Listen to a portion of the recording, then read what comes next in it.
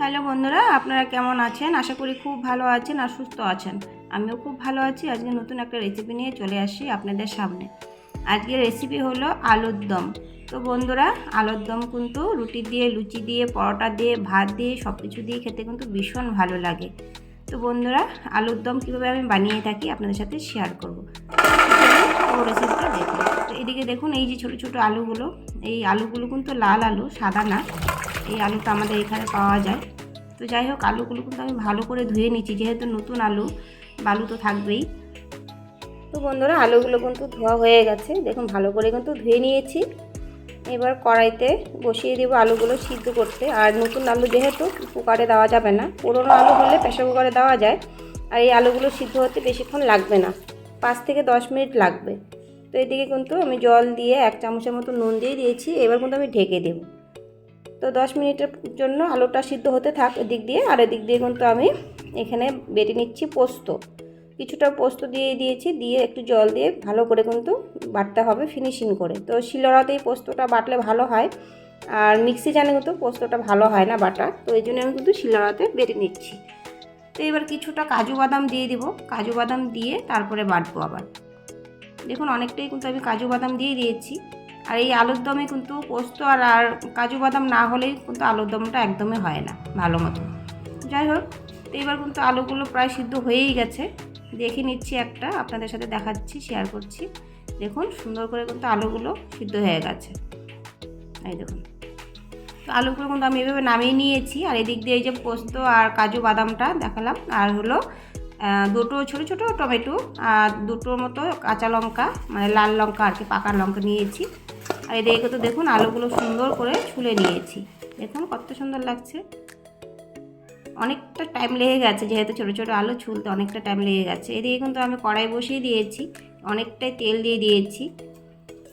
দুটো শুকনো লঙ্কা, দুটো তেজপাতা, দারচিনি, এলাচ, জিরে, গোটা জিরে দিয়ে তারপরে 3টের মতো পাকা লঙ্কা দিয়ে দেব। তো 3টে পাকা লঙ্কা দিয়ে দিয়েছি, দিয়ে এবার কিন্তু আলুগুলো দিয়ে দিয়েছি। এবার কিন্তু ভালো করে সুন্দর করে কষিয়ে নিতে হবে। বেশি লাল করা যাবে না, লাল করলে কিন্তু আলুগুলো সব ভেঙে যাবে, লাল করা যাবে না, যেহেতু নতুন আলু। এবার কিন্তু ভালো করে কষানো হয়ে গেছে। এবার আদাটা আমি গ্রেট করে নিয়েছিলাম, গ্রেট করে আদা দিয়ে দিয়েছি। আর দুটো টমেটো দিয়ে দিলাম, এভাবে কেটেছি লম্বা লম্বা করে। দিয়ে দিয়েছি 1 চামচ নুন।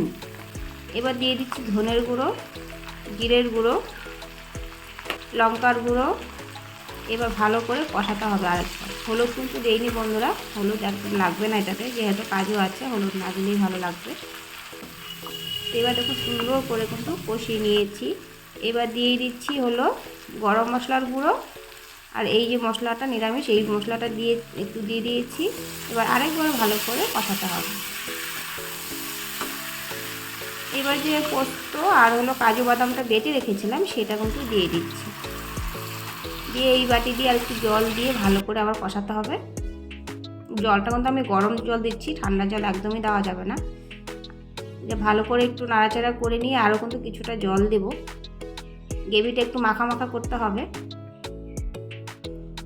এবার আমি যেই পাত্রতে জলটা গরম করেছিলাম সেই পাত্র দিয়ে জলটা কিন্তু ঢেলে দিচ্ছি, গরম জলটা। দেখুন এতটুকু জল লাগবে, এই যে জাল হবে যেহেতু ফুটবে। এই যে গ্রেভিটা দেখতে পাচ্ছেন, আরেকটু অনেক মানে শুকাবে আর কি, কিছুটা শুকিয়ে যাবে, তারপরে কিন্তু আমি নামিয়ে নেব।